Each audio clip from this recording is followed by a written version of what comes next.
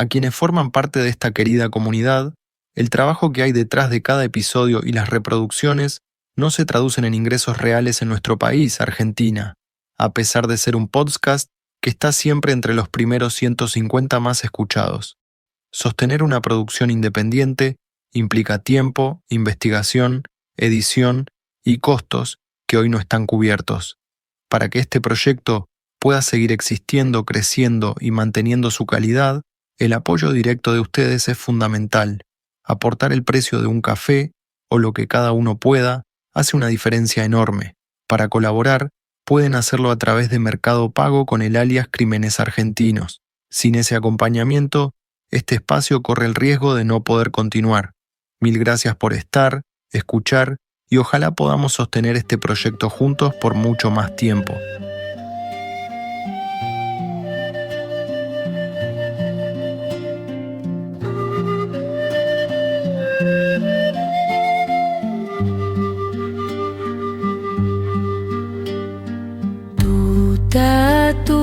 Tapi purini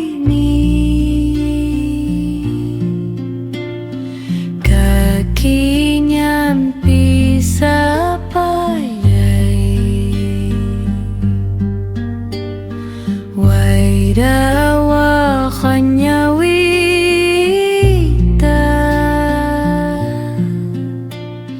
kausaichi. El 8 de octubre de 2006, Mercedes Corrientes amaneció con una fractura imposible de suturar. El cuerpo mutilado y decapitado de Ramón Ignacio González, de 12 años, apareció como la prueba brutal de que el pacto social puede quebrarse en silencio.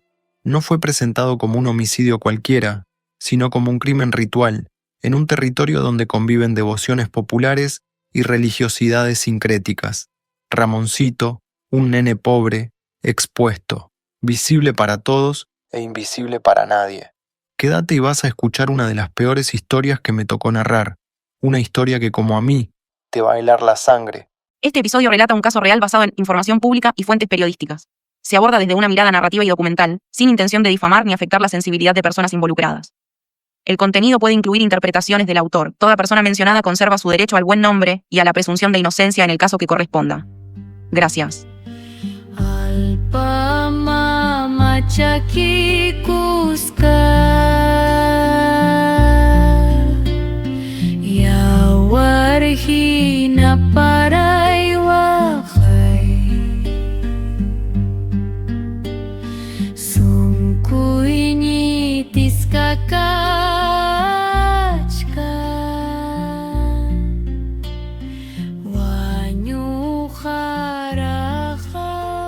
¿Qué ocurrió realmente con Ramoncito?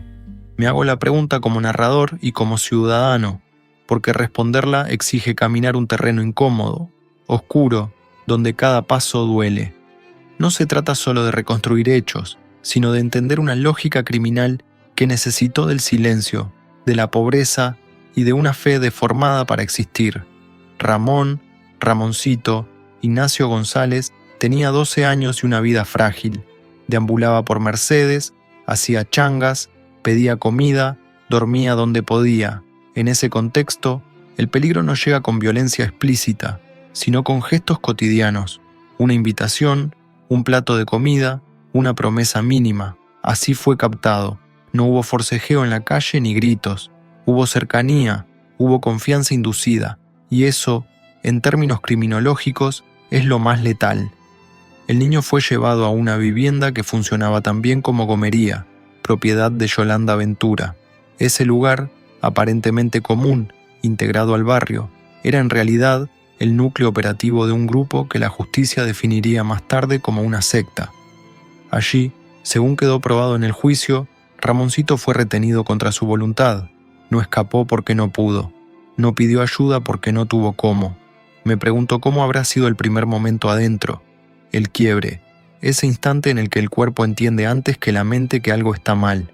Las pericias y testimonios indican que fue sedado parcialmente, no para dormirlo del todo, sino para reducir su capacidad de defensa. Esta decisión no fue improvisada. Hubo conocimiento técnico, hubo cálculo. Mantenerlo consciente formaba parte de la lógica ritual que el grupo seguía. ¿Por qué matarlo? no por odio personal, no por una reacción. El móvil fue simbólico y utilitario a la vez. La secta creía que el sufrimiento extremo de un niño inocente generaba un poder especial, una energía capaz de asegurar protección, dinero, impunidad. No es una creencia religiosa tradicional, es una deformación instrumental de símbolos, una economía del horror donde la víctima es un medio. Durante horas, y esto está acreditado judicialmente, Ramoncito fue sometido a tormentos físicos graves y fue abusado también sexualmente. No voy a describirlos en términos sensacionalistas, simplemente decir que las lesiones encontradas demostraron que el nene estaba vivo mientras eran infligidas. La autopsia habló de vitalidad de las heridas, una expresión técnica que leída en frío y hela la sangre. Significa que su cuerpo reaccionaba, que su corazón seguía latiendo. El grupo actuó de manera organizada, cada uno tenía un rol. Algunos contenían, otros observaban, otros dirigían. La violencia no fue caótica, fue ritualizada. Se recogía sangre, se seguían instrucciones, se repetían palabras. Me cuesta no imaginar el silencio espeso de esa habitación, interrumpido solo por órdenes breves, por respiraciones tensas. Un niño en el centro, adultos alrededor. Nadie detuvo nada. El momento final tampoco fue instantáneo. La muerte llegó como culminación de un proceso. El degüello, así lo calificaron los forenses, fue realizado de forma técnica, buscando provocar un desangrado total. El cuerpo fue luego abandonado en un descampado cercano a las vías del tren. No murió allí. Ese lugar fue apenas el escenario final, elegido para desviar la investigación. La escena primaria estaba en la casa. La sangre no estaba en el campo, estaba adentro. Cuando el cuerpo fue hallado, Mercedes ya estaba rota. La comunidad no entendía. ¿Cómo algo así podía ocurrir ahí? ¿Cómo nadie había visto nada? La respuesta es incómoda, porque el horror puede esconderse a plena luz cuando las víctimas importan poco. La sociedad indiferente, nuestra sociedad de Mercedes indiferente en ese momento, viendo de que no podíamos conseguir que la justicia y que distintos actores sociales se comprometan, tuvimos la decisión de lograr objetivos, es decir, reunirnos cada grupo de las personas que estábamos trabajando en ese momento, mostrar las imágenes de cómo habían descuartizado el cuerpo de Ramoncito y lo habían tirado prácticamente en pleno centro de... Ramoncito no fue buscado con urgencia, no hubo alerta inmediata, su ausencia no activó al Estado, eso también lo mató. Pienso en el miedo, en la espera, en la soledad absoluta de ese niño, y pienso también en lo que vino después, la dificultad para investigar, las trabas, pero en ese momento lo único que existía era un cuerpo pequeño sometido a una lógica que no le pertenecía. Un sacrificio, dijeron algunos. Yo prefiero decirlo de otra manera. Fue una ejecución sostenida por un sistema que falló antes, durante y después. Nada de lo ocurrido fue un arrebato. Todo fue preparación, captación, retención, tortura, muerte, descarte, una secuencia criminal completa, probada, documentada, y sin embargo, durante años se intentó minimizarla, fragmentarla, despolitizarla, como si narrarla entera fuera demasiado peligroso.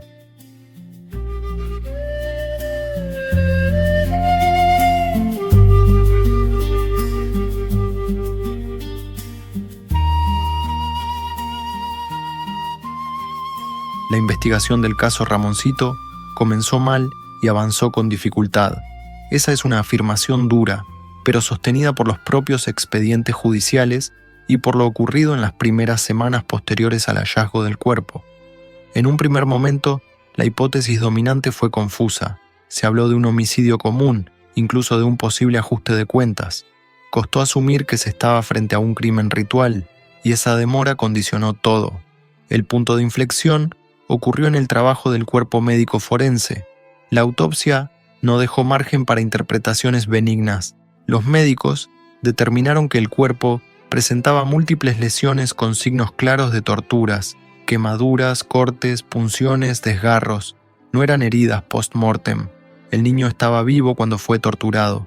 Además, el cadáver estaba completamente exangüe, sin sangre, lo que llevó a una conclusión clave. El lugar donde apareció no era la escena primaria. El crimen había ocurrido en otro sitio. Ese dato cambió el eje de la investigación. La atención se dirigió a la gomería que además era la vivienda de Yolanda Ventura. Allí se encontraron rastros compatibles con una escena de violencia extrema, aunque muchos indicios ya habían sido limpiados. Aún así, el rompecabezas empezó a encajar gracias a testimonios decisivos, en especial el de una menor que declaró como testigo protegida. Su relato permitió reconstruir la secuencia interna del cautiverio, los roles de los adultos y la lógica ritual que guiaba sus actos. Desde el punto de vista probatorio, el caso fue sólido. Hubo pericias médicas, análisis de lesiones, testimonios directos, reconstrucciones judiciales y coincidencias entre declaraciones independientes. No se trató de una causa armada con indicios débiles. El problema no fue la falta de pruebas, sino el contexto en el que esas pruebas debían avanzar. La investigación policial sufrió interferencias. Una brigada que había logrado avances significativos fue desarticulada. Su jefa fue apartada y trasladada. Los investigadores fueron redistribuidos. Estas decisiones administrativas, que en abstracto podrían parecer neutras, en la práctica fragmentaron el trabajo y ralentizaron la causa.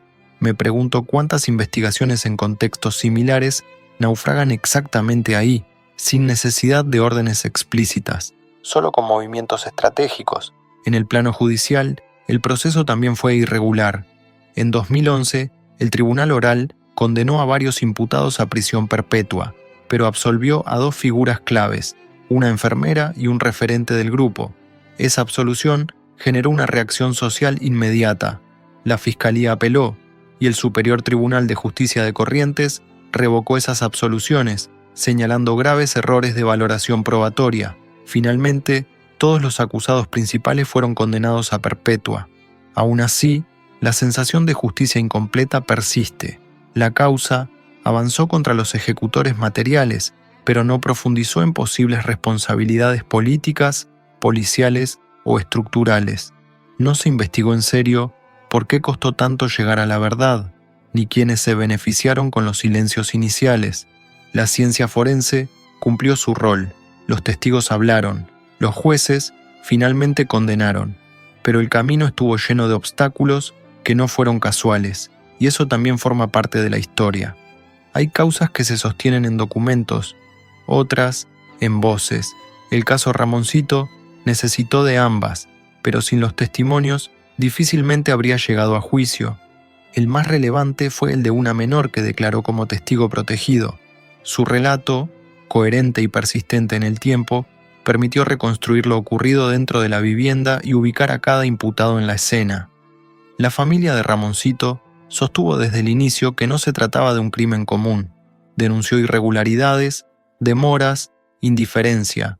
Exigió que se investigara como lo que fue, un crimen planificado. No pidió venganza, pidió verdad, en un contexto de asimetría total de una familia pobre frente a un entramado de poder local. Esa persistencia fue clave para que la causa no se diluyera. La sociedad de Mercedes reaccionó con conmoción y luego con organización. Las marchas del silencio marcaron un antes y un después. La presencia de la hermana Marta Peloni aportó visibilidad nacional y contención a la familia. Nosotros fuimos convocados por el párroco de la parroquia de Itatí, ahí en Mercedes, una parroquia de un barrio humilde, que se hizo cargo prácticamente de este acontecimiento tan horroroso cerca de su capilla. La calle se convirtió en espacio de memoria y presión cívica. Me pregunto si sin esa presencia sostenida, el expediente habría tenido el mismo destino.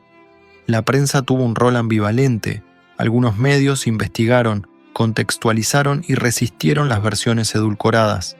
Otros reprodujeron estigmas o buscaron simplificar lo incomprensible. Aún así, la cobertura sostenida evitó el cierre prematuro del caso. El impacto público fue profundo. Ramoncito dejó de ser solo una víctima, se convirtió en símbolo de una provincia que miró de frente sus zonas más oscuras. La expectativa social fue clara y todavía resuena, que no vuelva a pasar y que cuando pase, nadie mire para otro lado. Nadie mire para otro lado. 5 años. Ese fue el primer número que la justicia puso sobre la mesa. 5 años después del asesinato de Ramoncito. En 2011 llegaron las primeras condenas. Para entonces, El cuerpo del expediente ya estaba lleno de pruebas, pericias, testimonios, marchas, gritos ahogados. Pero el tiempo había hecho lo suyo, había desgastado a la familia, había enfriado titulares, había enseñado a muchos a mirar para otro lado. Y aún así, no alcanzó, porque ese fallo no cerró la historia, absolvió a algunos, dejó preguntas abiertas, sembró la sensación de que el horror había sido juzgado a medias. La causa siguió subiendo, escalón por escalón, como si cada instancia judicial fuera una prueba más de resistencia. Pasaron los años, pasaron gobiernos, pasaron nombres. Recién casi 2 décadas después, 18 o 19 años más tarde, la justicia terminó de decir su última palabra. Entre 2024 y 2025, la Corte Suprema dejó firmes las condenas a prisión perpetua para todos los responsables. Para entonces, Ramoncito habría sido un adulto, tal vez un padre, tal vez otra cosa. Nunca lo sabremos. La sentencia llegó, sí, pero llegó con una pregunta inevitable flotando en el aire. ¿Qué es justicia cuando necesita 20 años para alcanzarte? El cierre del caso llegó muchos años después, como llegan siempre las verdades incómodas. Tarde, pero con un peso imposible de eludir. La justicia terminó poniendo nombres propios al horror y una pena concreta a cada responsabilidad. Prisión perpetua. Esa fue la condena para todos los integrantes del núcleo criminal. Yolanda Martina Ventura, la dueña de la casa donde todo ocurrió, fue condenada como organizadora. Esteban Iván Escalante, Jorge Carlos Alegre, César Carlos Beguiristain y Daniel Alegre, como ejecutores materiales, recibieron todos la misma pena. Fermín Sánchez, señalado como referente ritual del grupo, también fue condenado a perpetua tras la revocación de su absolución inicial.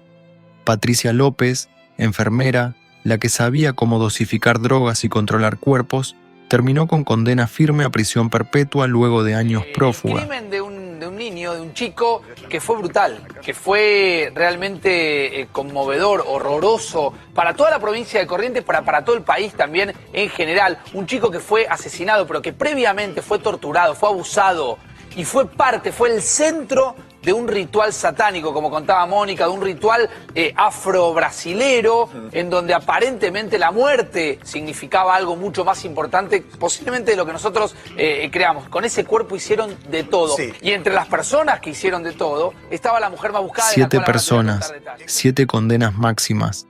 La Corte Suprema dejó todo firme. Jurídicamente el caso se cerró. Pero cuando me pregunto si esto alcanza, la respuesta no es sencilla, porque los que están presos son quienes tocaron el cuerpo de Ramoncito, no necesariamente todos los que hicieron posible su muerte, y esa ausencia, la de los responsables que nunca fueron juzgados, sigue siendo la herida que nunca cierra, que nunca cierra. Gracias por acompañarnos en cada episodio. Los invitamos a que nos sigan y activen la campanita para que les avise cuando haya un nuevo capítulo, que nos califiquen con la mayor cantidad de estrellas posible si les gustó y que nos recomienden para que esta comunidad siga creciendo. También los invitamos a escuchar los casos anteriores. Además, nos pueden seguir en Instagram, en @crímenespodcast, donde leemos y respondemos todos tus mensajes con opiniones, sugerencias de casos o lo que se les ocurra. De verdad, muchas gracias. Que tengan una hermosa semana.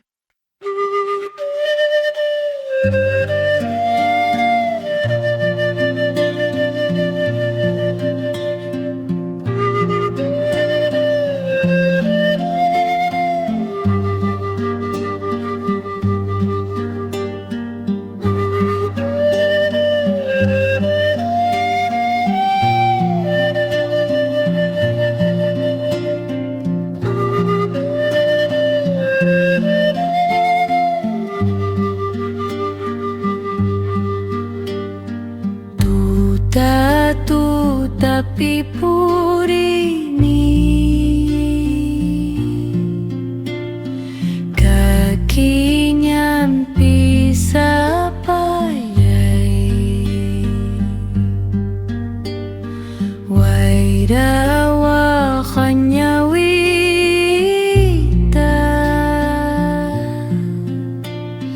kau sai chi